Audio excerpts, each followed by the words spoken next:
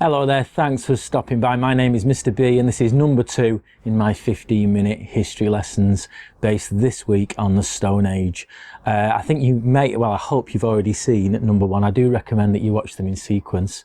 That was out on Monday of this week. The response has been really good to it, and I'm here for your latest video, which is Stone Age to Iron Age. Remember the Iron Age this time, part 2. So now we're moving forward now. So we are going to do the Neolithic today, all the way up to the Bronze Age and Iron Age. And of course we're going to do a little introduction, and then we're going to talk about the items. Now, when we come into the Neolithic, the big difference really is farming. I think I mentioned this last time. So by this time, humans, it started in the Mesolithic as well. We started to get the agriculture getting better, but towards the end and at the start of the Neolithic, it gets much better.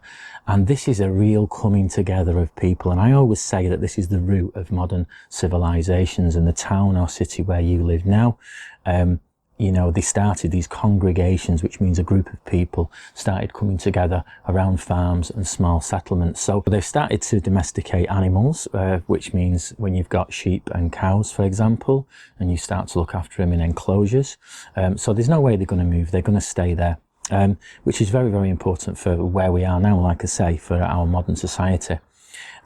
So yeah, the Neolithic, it's a shorter period as well. We're going shorter as we're going along. We're getting clever and clever. We've had the Mesolithic, which was 10,000 to approximately 4,000 BC. Remember that thing about the dates, how they can change depending on where you are in the world. And going into the Neolithic, it goes from 4,000 to 2000 BC, again approximately, so about 2,000 years when people were settling down and farming. We've also got other things as well as this farming culture. We've got things like Stonehenge being put up, and there's some great stories about theories about how people got the stones from miles and miles away to Stonehenge, so maybe that's something you can look into and research a little bit more. And also you've got Skara Brae in Scotland as well, which is a settlement of 8 houses where everything is made out of stone. So that's a really interesting thing for you to look at as well. And here's a thing for you. I normally do lesson ideas at the end, but if you fancy having a little bit of fun with this and making your own stone monument, I did work at a school, I can't remember the name of it, sorry, a while back, who made their stone monuments out of bourbon biscuits, which was really cool. Now, I recommend you do too. If you've got a little bit of paint in the house, first of all, you can make one that you can eat. But then I think you should also try and make one with that you can paint as well. Obviously, don't eat that one. That you can, and when you paint it grey, it sounds ridiculous. It looks amazing. Okay, so that's a little lesson idea straight away for you. So, but as you can see, we're getting organised societies. They're coming together. They're starting to believe more in gods and religion and things like this. So we're going to get straight into it now with our first Neolithic. Actually, this one is Mesolithic stroke Neolithic, which means it's around about the same time. And that one is this. Now, you might think I've got a few of these here. You might think it's just a normal stone, this. And in fact, the clue in this is the cracks all over the stone. Now, as you can see here, all these cracks here, they're there for a reason. It's not just like any normal rock. And they're there because this stone has been heated up. And this is a genuine stone I've got here.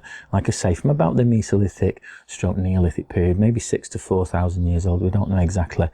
This stone has been used, heated up in a fire. And I'm just going to demonstrate how we do it. We heat up in a fire like this. And then we drop it with 2 sticks like this into a bag of cold water. And you might ask, why a bag? Well, it's a common sense thing really, but it's only when you think about it you can realise that they didn't have pans in those days. So it would have been a leather bag, we think.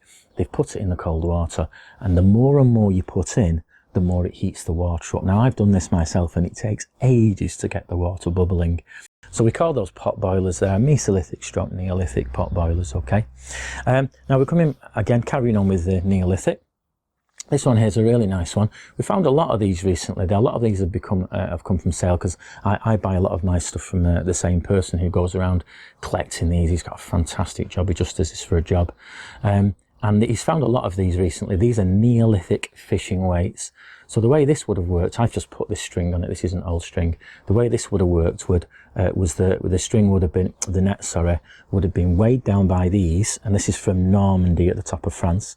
And maybe you had 30 or 40 of these on a fishing net, and then you dropped it into the ground, and then it would cloud up, and then you could get the fish into it. So this is a really nice one. It also shows in the Neolithic how good they are getting at doing the holes as well, because if you remember, I showed you a borer, which was one of these, a piece of flint. That's a different one than I showed you today, but this is a piece of flint that's triangular for boring holes in wood. And at that time, it was very, very difficult in the Paleolithic and Mesolithic. It was very difficult to do that because they didn't have the skills. But by this time, they've got much better. And you can tell it's not being done by a drill up close. It's not quite perfect. It has got like a triangle at the top and a triangle at the bottom where they've gone in with something. But they've gone in with a harder stone and made a hole there. So you can see how the technology is improving. But not only that, it's the knowledge to not just stick a rock on a piece of wood like that, but to start to use rocks in a completely different way now for something that's quite clever. Okay, so that's a Neolithic fishing weight from Normandy. And when we come to the World War II part in a few weeks, there's also something else we'll learn about Normandy as well. Do you know, it is quite interesting how the whole of history is connected when you start to think about it. Okay, so that's a Neolithic fishing weight. I just put that out the way so I know we've done those ones. Right, okay, so we're getting into the hunting now, into the Neolithic as well. Now, I did say it was farming, but farming is only one part of it. They still had to hunt for certain things. And this is a replica I've made of a throwing stick. Now, the story of arrows is quite interesting. Arrows were actually invented before bows. Bows is quite you know, the bow with the string, and it's quite a complicated technology. And all this is, it's a little hole in the top of the arrow there, and this is what you do. Like I say, it's just a replica that I've made. You throw it, and as you throw it, you release it, but you keep pushing. Now, if you imagine if my hand was up there, it gives you a massive advantage. Now, I've done a little test with this. I was only able to throw it 10 meters because it's quite light without the throwing stick. But with the throwing stick, I was able to throw it 5 times more. Now, for a lot of you, that'll be quite easy maths. So if you wanted to pause it, parents, and just talk about that, about how far I managed to throw it with the stick, then you can do now. And then I'll also give you 5 seconds if you just want to do it straight away. So I'm going to give you 5 seconds. So how far do you think I threw it? 5, 4, 3, 2, 1. Okay, so did you say 50 meters? So if you've got 50 meters, you'd be right. So you can imagine that 50 meters is a long, long, long way for me to be able to throw it, and it's stuck in the ground as well. Here's the thing though, it was very, very difficult to throw.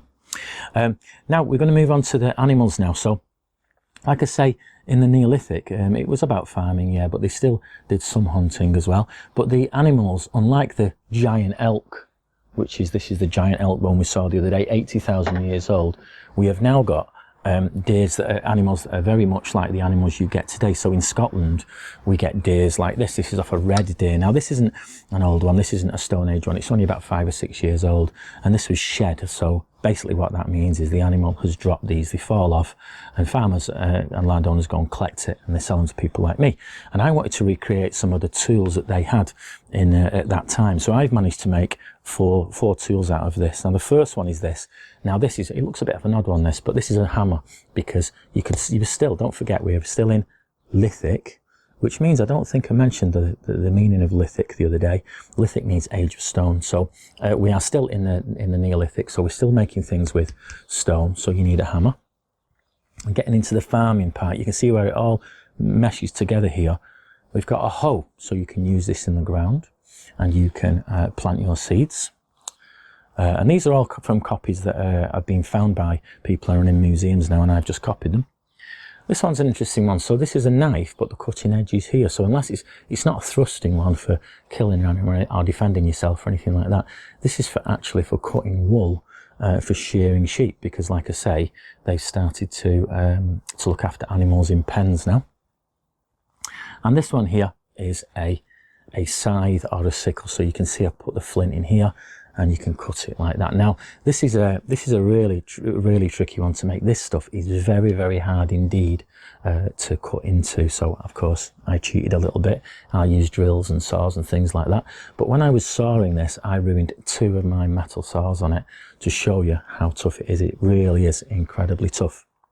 And then we come to the Bronze Age. So the Bronze Age in Britain from about 2000 up to 800 BC, so it's going smaller and smaller. This is only 1200 years, when of course we have bronze. Now this made a massive change in people's lives, because now you could mix two metals together to make a new metal that was much harder.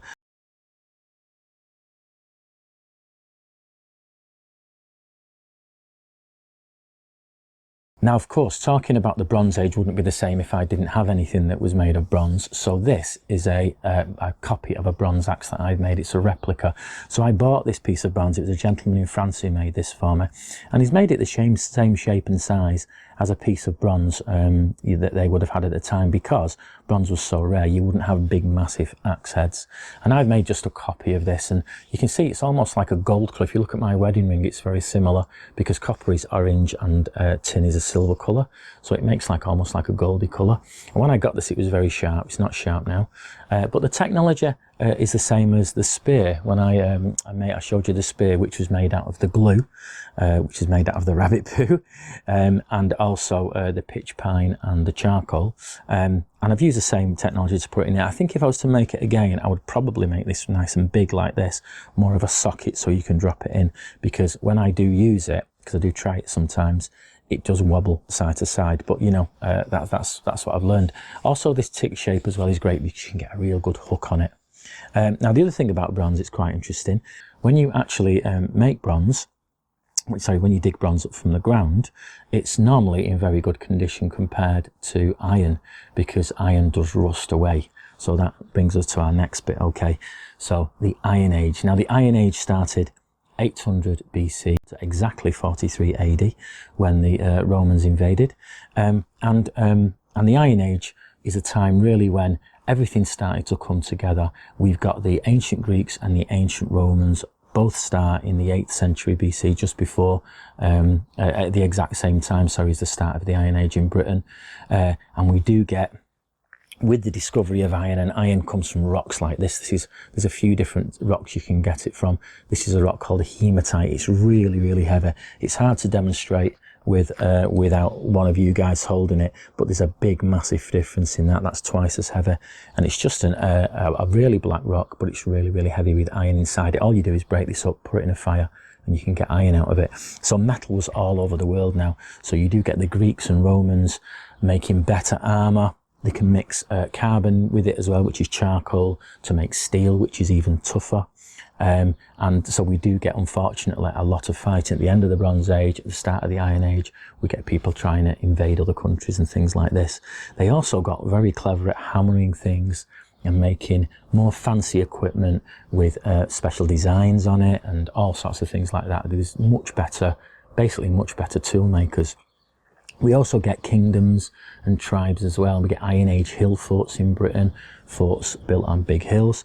We get, this is a big thing, the kingdoms and tribes coming together. Not so much kingdoms as we had later on throughout Britain, but more groups of tribes and tribes fighting against each other, which led to when Claudius came and in AD 43 invaded Britain, which ended our whole Stone Age to Iron Age story. So we're just going to recap very, very quickly on that timeline for you. So we had the Paleolithic, 2.5 million to 10,000 BC approximately. We had the Mesolithic, 10,000 to 4,000. Then we had the Neolithic, which is 4,000 to 2,000, and the Bronze Age, which is, I forgot where I was, and the 2000 to 800, and then the Iron Age, which is 800 to 43 AD. So that was our whole Stone Age timeline. I don't think I've got anything else to show you for this, so we're going to leave it there. So thanks very much for watching again, and join me next week when we're going to be looking at the Romans. Thanks a lot. Bye.